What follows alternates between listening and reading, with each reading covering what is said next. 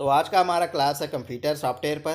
तो इससे पहले आप लोगों के लिए ज़रूर सूचना है कि हम रेगुलर 11 से 12 बजे ऑनलाइन लाइव क्लास लेते हैं। अगर आप टेक्निकल साइट पे रजिस्टर्ड है तो टेक्निकल एजुकेशन साइट पे आप जाइएगा, वहाँ पर हमारे नाम दिखाई देंगे दीपक कुमार, और टाइम दिखाई देगा 11 से 12 बजे। वहाँ पर जाकर आपको लिंक को ज्वाइन क्लिक करना है, फिर आप हमारे क्लास पे ज्वाइन हो सकते हो। और ये क्लास रेगुलर हो रहा है 11 से 12 बजे के बीच में। तो आप 10:50 से 11:50 के बीच में किसी भी समय आप ज्वाइन कर सकते हैं लिंक पर क्लिक करके। Hello guys, welcome back to my YouTube channel Mahiraj IT infotech. हुनर है तो कदर है। हेलो स्टूडेंट, नमस्कार। मैं हूं दीपक कुमार बर्मन और आज के हम क्लास में जानेंगे कंप्यूटर सॉफ्टवेयर के बारे में। तो इससे पहले हमने दो प्लेलिस्ट बनाया था, एक कंप्यूटर फंडामेंटल और दूसरा कंप्यूटर हार्डवेयर। और इसमें हम जानेंगे कंप्यूटर सॉफ्टवेयर के बारे में, जिसमें हमने कंप्यूटर सॉफ्टवेयर के टाइप्स जानेंगे, जिसमें ऑपरेटिंग सिस्टम जानेंगे, सिस्टम सॉफ्टवेयर के बारे में जानेंगे, लैंग्वेज ट्रांसलेटर के बारे में जानेंगे। ये सारा चीज़ हम कंप्यूटर सॉफ्टवेयर जो प्लेलिस्ट है इस पर हम जानेंगे। इसमें हम एक एक करके पार्ट वाइज वीडियो अपलोड करेंगे। तो आज का हमारा जो क्लास है कंप्यूटर सॉफ्टवेयर, तो चलिए हम आज का वीडियो स्टार्ट करते हैं। कंप्यूटर सॉफ्टवेयर आदेशों के समूह को प्रोग्राम्स कहा जाता है और प्रोग्राम के समूह को ही सॉफ्टवेयर कहते हैं। बिना सॉफ्टवेयर के कंप्यूटर एक मृत मशीन के समान है, यानी इसमें अगर सॉफ्टवेयर नहीं है तो कंप्यूटर डेड प्रतीत होता है। इसमें एक निश्चित प्रोग्राम बनाया जाता है या कई प्रोग्राम मिलकर एक कार्य को संपादित करते हैं। फॉर एग्जाम्पल आपके देख सकते हैं, ये विंडो ऑपरेटिंग सिस्टम है, ये डॉस का ऑपरेटिंग सिस्टम है, MS ऑफिस के एप्लीकेशन सॉफ्टवेयर है, एक क्यूकहेल का एंटीवायरस सॉफ्टवेयर है, Linux open source operating system है। तो ये सारा चीज़ क्या है, हमारा कंप्यूटर सॉफ्टवेयर है जो प्रोग्राम के समूह द्वारा बना गया है। क्लासिफिकेशन ऑफ सॉफ्टवेयर का वर्गीकरण जानेंगे कि कितने भागों में बांटा है और कैसे बांटा है, ये सारा चीज़ हम डिटेल्स जानेंगे। तो सॉफ्टवेयर को मुख्य रूप से 3 भागों में बांटा है। पहला है आपका सिस्टम सॉफ्टवेयर, दूसरा है एप्लीकेशन सॉफ्टवेयर, तीसरा है यूटिलिटी सॉफ्टवेयर। इस तरह से सॉफ्टवेयर को 3 भागों में बांटा गया है। वही सिस्टम सॉफ्टवेयर की बात किया जाए तो ये 3 भागों में बांटा है। एक है ऑपरेटिंग सिस्टम, दूसरा है लैंग्वेज ट्रांसलेटर, तीसरा है डिवाइस ड्राइवर। लैंग्वेज ट्रांसलेटर की बात किया जाए तो ये भी 3 भागों में है। एक है असेंबलर, दूसरा है कंपाइलर, तीसरा है इंटरप्रेटर। वही एप्लीकेशन सॉफ्टवेयर के बारे में बात किया जाए तो ये भी 2 तरह से है, एक है जनरल पर्पस, दूसरा है स्पेशल पर्पस। यूटिलिटी सॉफ्टवेयर की बात किया जाए तो ये 3 भागों में है। एक है आपका एंटीवायरस, दूसरा है बैकअप प्रोग्राम, तीसरा है फाइल मैनेजर्स। तो इस तरह से क्लासिफिकेशन किया है सॉफ्टवेयर का, और इसको हम धीरे धीरे कई वीडियो में समझेंगे, अच्छे से समझेंगे। सिस्टम सॉफ्टवेयर क्या है, एप्लीकेशन सॉफ्टवेयर क्या है, यूटिलिटी सॉफ्टवेयर क्या है और कितने भागों में डिवाइड किया है, उसको हम एक एक करके अच्छे से समझेंगे, अच्छे से पढ़ेंगे। चलिए हम आगे चलते हैं इसके बारे में। तो पहला है हमारा system software. System software computer hardware device को नियंत्रण और चलाने में मदद करता है। सिस्टम सॉफ्टवेयर कंप्यूटर का ही महत्वपूर्ण भाग है। सिस्टम सॉफ्टवेयर के बिना कंप्यूटर किसी काम का नहीं है। System software computer memory CPU का ध्यान रखता है। एग्जाम्पल के लिए आप देख सकते हैं window operating system, Linux operating system, DOS operating system, Android और मैक। तो ये सारा चीज़ क्या है, ऑपरेटिंग सिस्टम है। तो सिस्टम सॉफ्टवेयर क्या करता है, कंप्यूटर हार्डवेयर का ही डिवाइस को नियंत्रण करता है, ठीक है, यानी उसको चलाने में मदद करता है। क्योंकि कंप्यूटर जो है हार्डवेयर है वो फिजिकल रूप में होते हैं और ये जो है सॉफ्टवेयर के रूप में होते हैं। तो उसको चलाने का काम करता है आपका सिस्टम सॉफ्टवेयर। इसके बिना कंप्यूटर कोई काम का नहीं है, यानी कंप्यूटर को मेन चलाने का काम करता है आपका सिस्टम सॉफ्टवेयर। जैसे कि मेमोरी का ख्याल रखना, CPU का ख्याल रखना, ये सारा चीज़ यही करता है, ठीक है। टाइप्स ऑफ सिस्टम सॉफ्टवेयर, तो ये 3 प्रकार के होते हैं, ये भी याद रखना। आपके जो सिस्टम सॉफ्टवेयर है 3 तरह से होते हैं। चलिए जानते हैं सिस्टम सॉफ्टवेयर। एक आपका ऑपरेटिंग सिस्टम, दूसरा लैंग्वेज ट्रांसलेटर, तीसरा डिवाइस ड्राइवर। इनके बारे में हम आगे अच्छे से समझते जाएंगे एक एक करके। तो पहला है हमारा ऑपरेटिंग सिस्टम। ऑपरेटिंग सिस्टम एक सिस्टम सॉफ्टवेयर है जो यूजर तथा कंप्यूटर हार्डवेयर के बीच इंटरफेस का कार्य करता है। ऑपरेटिंग सिस्टम कंप्यूटर इस्तेमाल करने का जरिया होता है। बिना ऑपरेटिंग सिस्टम के हम कंप्यूटर पर कार्य नहीं कर सकते हैं। एग्जाम्पल के लिए आपका विंडो 95, विंडो 2000, लिनक्स, डॉस, ये सब क्या है, ऑपरेटिंग सिस्टम्स है। तो इसका क्या काम होता है, यूजर को कंप्यूटर हार्डवेयर के लिए इंटरफेस प्रोवाइड करता है, ठीक है। यानी यूजर काम कैसे करेगा, कंप्यूटर हार्डवेयर में काम करता है, तो ये किसके मदद से करेगा, ऑपरेटिंग सिस्टम की वजह से। अगर ऑपरेटिंग सिस्टम नहीं रहेगा तो यूजर और हार्डवेयर के बीच में इंटरफेस नहीं हो पाएगा, इसलिए उसको चलाने के लिए आपका ऑपरेटिंग सिस्टम का ज़रूरत होते हैं। तो फॉर एग्जांपल आप देख सकते हैं यहाँ पर काफ़ी सारे ऑपरेटिंग सिस्टम का पिक्चर दिखाई दे रहा होगा, ठीक है, जिसमें आपका लिनक्स हो गया, एप्पल हो गया, विंडोज़ हो गया, और आपका मैकिन्टोश हो गया, iOS हो गया, रेड हट हो गया, आपका एंड्रॉयड मोबाइल के लिए उबंटू हो गया, विंडोज़ का हो गया, कई सारे वर्जन। तो ये सारा चीज़ ऑपरेटिंग सिस्टम है जो सिस्टम सॉफ्टवेयर के अंतर्गत आते हैं। अब जानते हैं हम इसमें वर्किंग ऑफ ऑपरेटिंग सिस्टम, कैसे काम करता है हमारा ऑपरेटिंग सिस्टम। तो देख सकते हैं इस चित्र को, यूजर द्वारा, ये आप यूजर हो, यहाँ से एप्लीकेशन सॉफ्टवेयर, उसके बाद ऑपरेटिंग सिस्टम और फिर हार्डवेयर, इस तरह से काम करते हैं। ये आप यूजर हो, यानी आप यहाँ पर वर्क करने वाले हो, और ये एप्लीकेशन सॉफ्टवेयर है जैसे वर्ड, एक्सेल, पावर पॉइंट। अब ये कहाँ काम कर रहा है, ऑपरेटिंग सिस्टम पे। ऑपरेटिंग सिस्टम आपके हार्डवेयर पे वर्क कर रहा है। जैसे कि देख सकते हैं ये चित्र में आपको ऑपरेटिंग सिस्टम दिखाई दे रहा है। ये आपका प्रिंटर हो, मॉनिटर हो, या एप्लीकेशन हो, या हार्ड ड्राइव हो, या कीबोर्ड हो, या माउस, सभी को कंट्रोलेट करने का काम करता है आपके ऑपरेटिंग सिस्टम्स। तो इस तरह से आपके ऑपरेटिंग सिस्टम काम करते हैं, यूजर को हार्डवेयर के बीच में इंटरफेस प्रोवाइड करते हैं। ऑपरेटिंग सिस्टम कंप्यूटर के सभी हार्डवेयर व एप्लीकेशन सॉफ्टवेयर को कंट्रोल करता है, ठीक है। तो ऑपरेटिंग सिस्टम क्या करता है, कंप्यूटर के सभी हार्डवेयर पार्ट और एप्लीकेशन सॉफ्टवेयर को कंट्रोल करने का काम करते हैं। Types of operating system, operating system के कितने प्रकार? ऑपरेटिंग सिस्टम के 3 प्रकार है। एक है अकॉर्डिंग टू यूजर, दूसरा है अकॉर्डिंग टू वर्क, तीसरा है अकॉर्डिंग टू डेवलपमेंट। चलिए हम इसके बारे में विस्तार से जानते हैं। तो अकॉर्डिंग टू यूजर दो तरह से होते हैं, एक होते हैं आपका सिंगल यूजर और एक होते हैं मल्टी यूजर। वही अकॉर्डिंग टू वर्क के बारे में जानेंगे तो ये दो तरह से होते हैं, एक होता है कैरेक्टर यूजर इंटरफेस, दूसरा होता है ग्राफिकल यूजर इंटरफेस। तो कैरेक्टर यूजर इंटरफेस को CUI कहते हैं, वही ग्राफिकल यूजर इंटरफेस को GUI कहते हैं।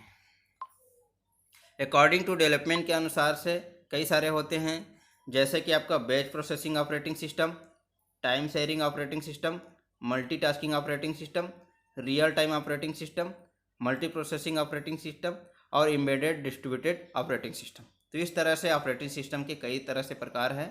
तो चलिए हम आगे इसके बारे में अच्छे से समझते हैं। अकॉर्डिंग टू यूजर उपयोगकर्ता के आधार पर, इसके आधार पर ऑपरेटिंग सिस्टम को दो भागों में बांटा गया है। पहला आपका आता है सिंगल यूजर ऑपरेटिंग सिस्टम। इस ऑपरेटिंग सिस्टम में कंप्यूटर पर एक बार में एक ही यूजर कार्य करने की अनुमति देता है। इसके एक साथ एक से अधिक यूजर अकाउंट नहीं बनाए जा सकते, इसलिए इसे सिंगल यूजर ऑपरेटिंग सिस्टम्स कहते हैं। फॉर एग्जांपल आपका MS DOS क्या है, सिंगल यूजर ऑपरेटिंग सिस्टम है। विंडो का 95 वर्जन और 98 वर्जन भी सिंगल यूजर ऑपरेटिंग सिस्टम है। वहीं मल्टी यूजर ऑपरेटिंग सिस्टम के बारे में, तो ऐसे ऑपरेटिंग सिस्टम जिसमें हम एक से अधिक यूजर अकाउंट बना सकते हैं और उसमें काम कर सकते हैं, मल्टी यूजर ऑपरेटिंग सिस्टम कहलाते हैं। इसमें प्रत्येक यूजर को कंप्यूटर से जुड़ा टर्मिनल दे दिया जाता है। तो इसमें क्या होता है, प्रत्येक यूजर जो कंप्यूटर से जुड़े होते हैं उसके पास एक अलग से टर्मिनल होते हैं, जिससे एक कंप्यूटर पे कई व्यक्ति एक साथ काम कर सकते हैं। एग्जाम्पल के लिए आप देख सकते हैं, आपका जो लिनक्स ऑपरेटिंग सिस्टम है ये मल्टी यूजर है। आपका विंडोज़ 7 और विंडोज़ 7 के जो भी अपडेट वर्जन है जैसे विंडोज़ 8, विंडोज़ 10, ये सभी मल्टी यूजर ऑपरेटिंग सिस्टम्स है। अब हम जानते हैं अकॉर्डिंग टू वर्क काम करने के मोड के आधार पर कितने भागों में है। तो इसके आधार पर ऑपरेटिंग सिस्टम को दो भागों में बांटा गया है। पहला है आपका कैरेक्टर यूजर इंटरफेस, जिसे हम CUI कहते हैं। CUI को कमांड लाइन इंटरफेस के नाम से भी जाना जाता है। तो आपको याद रखना होगा, इसे कमांड लाइन इंटरफेस के नाम से भी जाना जाता है, ठीक है, कमांड लाइन इंटरफेस यानी CLI, तो इस नाम से भी इसे जाना जाता है। इस प्रकार का ऑपरेटिंग सिस्टम में टाइपिंग के द्वारा कार्य किए जाते हैं, यानी इसमें प्रयोग होता है आपका कीबोर्ड, ठीक है। तो यहाँ पर कीबोर्ड का प्रयोग ज़्यादा होता है क्योंकि इसमें टाइपिंग के द्वारा कार्य किया जाता है। इसमें विशेष प्रकार के कमांड दिए जाते हैं। इसमें कंप्यूटर को ऑपरेट करने के लिए केवल टेक्स्ट का उपयोग करता है। एग्जाम्पल के लिए आप देख सकते हैं, आपका MS DOS क्या है, एक CUI का अच्छा उदाहरण है, कैरेक्टर यूजर इंटरफेस का एक अच्छा उदाहरण है। वही लिनक्स की भी बात किया जाए तो लिनक्स ऑपरेटिंग सिस्टम CUI और GUI दोनों हैं, यानी उसमें दोनों तरह के इंटरफेस काम करते हैं। तो इसलिए लिनक्स को भी आप कैरेक्टर यूजर इंटरफेस भी कर सकते हो और ग्राफिकल यूजर इंटरफेस भी कह सकते हो। सेकेंड हम जानते हैं ग्राफिकल यूजर इंटरफेस, जिसे हम GUI कहते हैं। यह ऑपरेटिंग सिस्टम ग्राफिक्स पर आधारित होता है।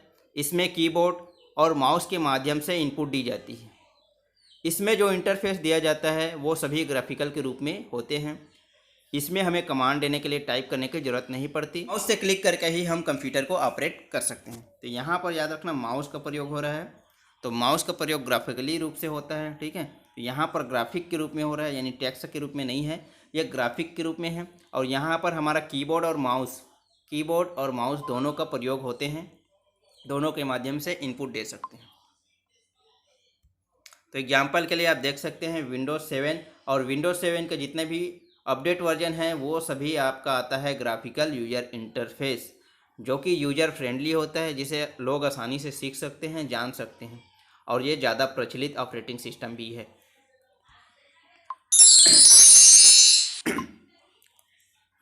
अकॉर्डिंग टू डेवलपमेंट, विकास क्रम के आधार पर हम जानते हैं तो कंप्यूटर के जनरेशन के आधार पर उसमें चलाए जाने वाले ऑपरेटिंग सिस्टम का भी विकास होता रहा। विकास के आधार पर ऑपरेटिंग सिस्टम को निम्न भागों में बांटा गया है। पहला है हमारा batch operating system. Batch processing system computer में सबसे पहले यूज हुए ऑपरेटिंग सिस्टम है। याद रखना, कंप्यूटर में सबसे पहले यूज हुए ऑपरेटिंग सिस्टम पूछा जाए तो बैच प्रोसेसिंग ऑपरेटिंग सिस्टम है। बैच ऑपरेटिंग सिस्टम के यूजर इसको स्वयं यूज करने के बजाय अपने कार्य जॉब को पंच कार्ड या किसी अन्य प्रकार के डिवाइस को ऑपरेट कर देते थे। तो देख सकते हैं इस ग्राफिक्स को, इस तरह से ऑपरेटिंग सिस्टम काम करते थे, जिसमें जॉब 1, जॉब 2, जॉब 3 और कई सारे जॉब को एक साथ अलग अलग इसमें प्रोग्राम बना देता था, जिसको बैच के रूप में होता था, और फिर CPU में भेज देता था।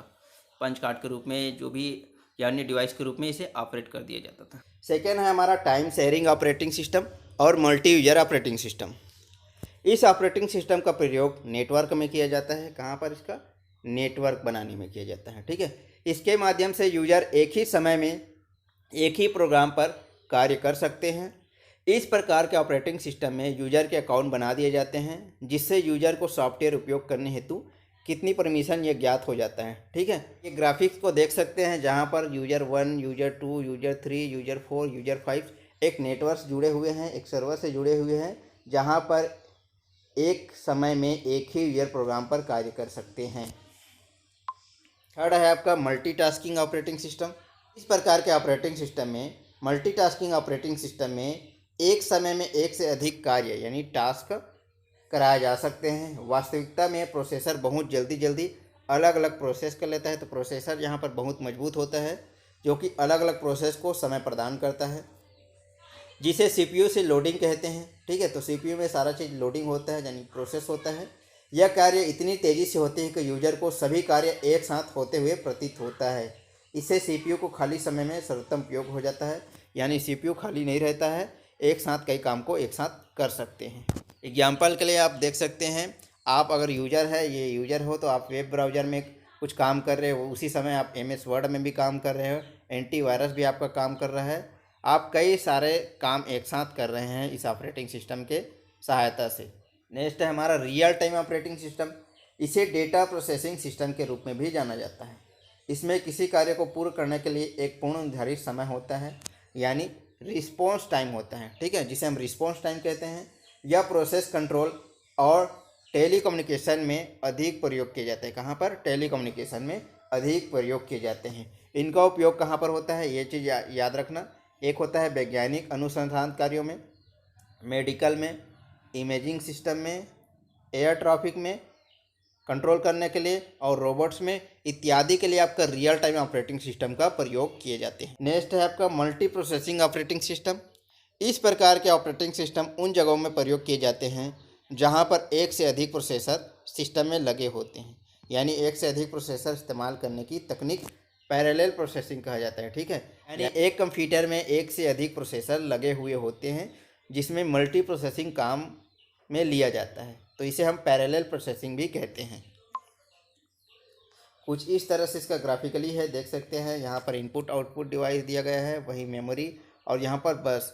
तो इस तरह से ये सारा काम एक साथ कई प्रोसेसिंग लगाने से होते रहते हैं, अच्छे से वर्क करते रहते हैं। जो कि काफ़ी स्पीड्स होते हैं। नेक्स्ट है आपका embedded operating system. Embedded system ऐसे ऑपरेटिंग सिस्टम हैं जो किसी इलेक्ट्रॉनिक या अन्य किसी हार्डवेयर डिवाइस में उपस्थित रहते हैं।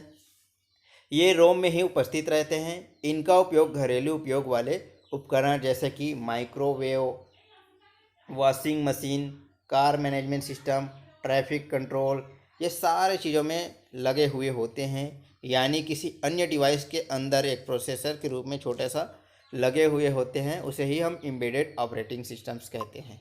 देख सकते हैं यहाँ पर एक ग्राफिक्स को, तो काफ़ी सारी चीज़ें आपको दिखाई दे रहा होगा इस चित्र में। ये सभी चीज़ों में आपका एम्बेडेड सिस्टम लगा हुआ है। इस डिवाइस के अंदर ही आपका ऑपरेटिंग सिस्टम को लगा दिया गया है, इसलिए इसे एम्बेडेड ऑपरेटिंग सिस्टम्स कहते हैं। नेक्स्ट है हमारा डिस्ट्रीब्यूटेड ऑपरेटिंग सिस्टम। ये कई सारे प्रोसेसर का उपयोग कर विभिन्न एप्लीकेशन को चलाते हैं तथा इन एप्लीकेशन या सॉफ्टवेयर उपयोग भी कई सारे यूजर करते हैं। इसका लाभ यह है कि यूजर को बहुत सारे रिसोर्स उपयोग करने हेतु मिल जाते हैं।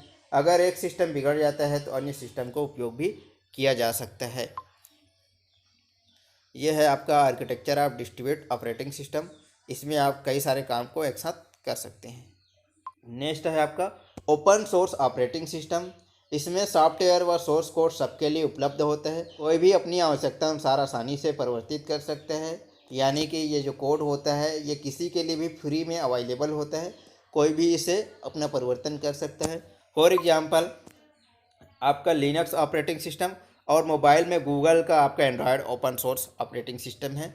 तो लिनक्स आपके कंप्यूटर के लिए है, जिसका ओपन सोर्स किसी के लिए भी फ्री में अवेलेबल होता है। इसलिए लिनक्स काफ़ी सारे वर्जन्स आ चुके हैं, जैसे कि काली लाइनक्स, उबंटू, रेड हर्ट, ये लिनक्स का ऑपरेटिंग सिस्टम है। जैसे कि एंड्रॉयड में भी देखे होंगे तो ओरियो, मार्शमैलो, किटकैट और लॉलीपॉप, ये सारे चीज़ इसका भी वर्जन चेंजेस होते रहते हैं, क्योंकि ये ओपन सोर्स होते हैं, जिसे कोई भी आवश्यकता अनुसार उसमें बदलाव भी कर सकता है, परिवर्तित भी कर सकता है, जिसके लिए कोई पैसा नहीं देना पड़ता है। तो ये सब क्या होता है, ओपन सोर्स ऑपरेटिंग सिस्टम्स होते हैं।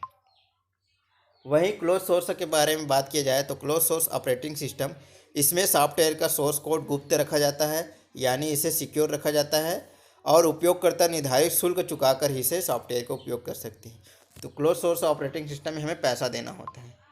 एग्जाम्पल के लिए आप देख सकते हैं आपका कंप्यूटर के लिए विंडो ऑपरेटिंग सिस्टम्स, ठीक है। तो विंडो ऑपरेटिंग सिस्टम क्या होता है, क्लोज सोर्स होता है, जिसका प्रोडक्ट की खरीदने में हमें पैसा देना पड़ता है। वहीं मोबाइल के लिए आईफोन होता है।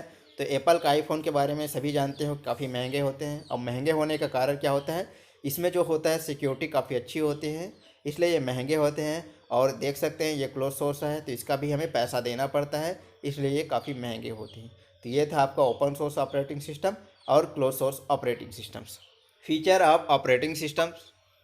तो ऑपरेटिंग सिस्टम में कई विशेषताएं हैं जो इसके विकास के साथ दिनों दिन बढ़ती जा रही है। 1950 में इसका विकास स्टोरेज टैब को संभालने के लिए किया गया था और आज एक इंटरफेस के रूप में कार्य कर रहा है, ठीक है। तो पहले क्या होता था, हमारा स्टोरेज होता था, मेमोरी होता था, उस टैब को संभालने के लिए था, और आज इंटरफेस प्रोवाइड करने का काम कर रहा है। ऑपरेटिंग सिस्टम की विशेषता निम्न है।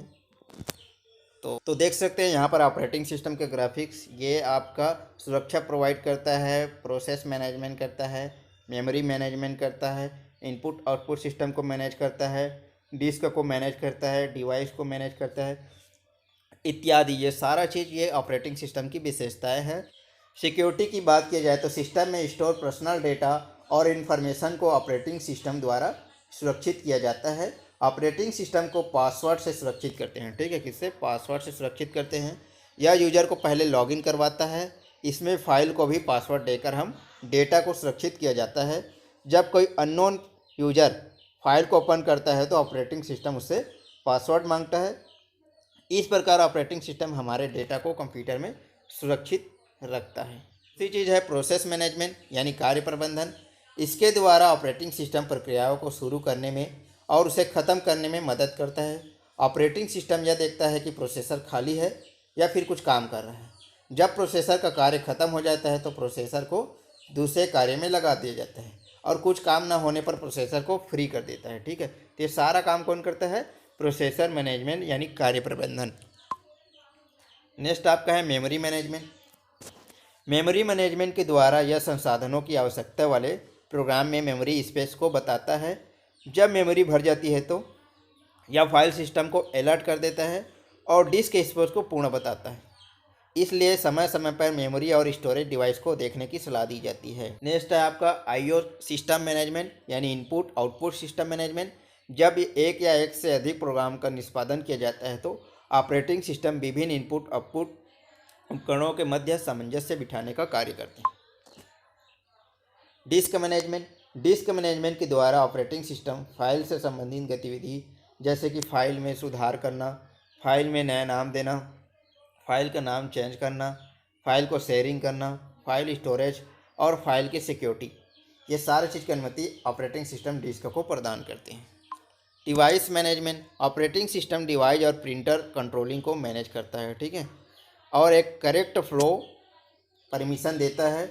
डिस्क मैनेजमेंट सिस्टम से जुड़े सभी हार्डवेयर और यूजर द्वारा उपयोग किए जाने वाले संसाधन को ट्रैक करते हैं।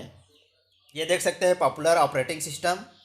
तो वर्तमान समय में कई तरह के ऑपरेटिंग सिस्टम बाज़ार में निर्मित है। कुछ लोकप्रिय ऑपरेटिंग सिस्टम है जैसे कि आपका माइक्रोसॉफ्ट विंडोज़ 7, विंडोज़ 8, लिनक्स का Ubuntu, Windows XP professional, Macintosh OS, Linux Mint, Android, Fedora, Windows XP, Unix, Red Hat Linux, Windows 8.1 और विंडोज़ 10 भी बहुत ही प्रचलित ऑपरेटिंग सिस्टम है। तो ये आपका पॉपुलर ऑपरेटिंग सिस्टम्स है। तो आज के हमने क्लास में जाना सॉफ्टवेयर के बारे में, सॉफ्टवेयर कितने तरह से होते हैं, उसमें ऑपरेटिंग सिस्टम क्या है और ऑपरेटिंग सिस्टम कितने तरह से होते हैं। अगले क्लास में हम जानेंगे लैंग्वेज ट्रांसलेटर सॉफ्टवेयर के बारे में कि कितने भागों में डिवाइस किया गया है और ये कैसे काम करता है, किस तरह से वर्क करता है, ये सारा चीज़ हम अगले क्लास में जानेंगे। तो आज के क्लास यहीं पर हमारा समाप्त होता है। वीडियो अच्छा लगा हो तो लाइक ज़रूर करें। कोई भी चीज़ों में आपका डाउट हो, कोई भी चीज़ में आपकी क्वेरीज हो तो हमें कमेंट करके ज़रूर बताएं।